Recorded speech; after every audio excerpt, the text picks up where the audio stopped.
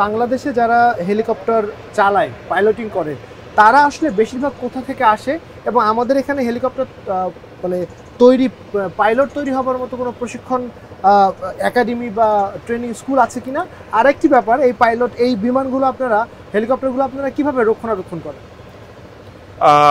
প্রথম প্রশ্নের উত্তর হলো যে অলমোস্ট 100% পাইলটস বাংলাদেশ বিমান বাহিনী থেকে এখানে সিভিল সেক্টরে আসেন। তারা অবসর গ্রহণ করার পরে তারা এখানে আরেকটি ক্যারিয়ার তারা গ্রহণ করেন এবং আমাদের যে স্কিলটা আমরা বিমান বাহিনী থেকে শিখে এসেছি সেটা আমরা এখানে আমরা ব্যবহার করি এবং আমাদের স্কিলটা বিভিন্ন সিভিল কোম্পানি আমাদের থেকে তারা সেই সেবাটা নিতে পারছেন এবং আমরাও এখানে উপকৃত হচ্ছি।